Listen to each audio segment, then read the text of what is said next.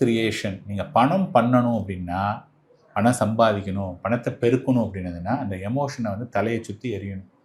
Emotion தான் நம்மளுடைய biggest hindrance, நம்மளுடைய தடைக்கல்லே ஹிண்ட்ரன்ஸ் தான். இப்போ நான் வந்து அந்த சிச்சுவேஷனில் இருந்தேன்னு வச்சுங்களேன், என்ன ₹1 கோடி என்கிட்ட இருக்குது, அந்த வீட்டை வாங்கணும் அப்படின்னதுன்னா, நான் 20 லட்ச ரூபா வந்து முன்பணம் கொடுக்கணும்.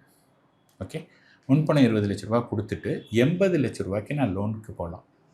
ஸோ நான் என்ன பண்ணுறேன், 20 லட்ச ரூபாய்க்கு கொடுத்துட்டு 80 லட்ச ரூபா லோன் போகிறேன்.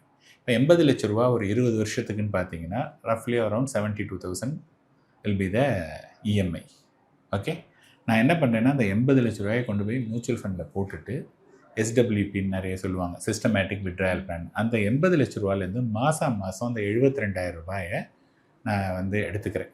அப்போ என்ன ஆகுதுன்னா, அந்த 80 லட்ச ரூபா இருக்குது, அதுலேருந்து இந்த 72,000 ரூபா from the mutual fund it comes to my account. என் அக்கௌண்ட்லேருந்து வந்தவுடனே இங்கேருந்து டெபிட் ஆகி அந்த பேங்க் யார் எனக்கு கடன் கொடுத்தாங்களோ அங்கே போயிடுது. ஸோ இந்த ப்ராசஸில் வந்து என்னன்னு பார்த்தீங்கன்னா 20 இயர்ஸ் லேட்டர் அந்த ஹவுசிங் லோன் முடிஞ்சிடும்.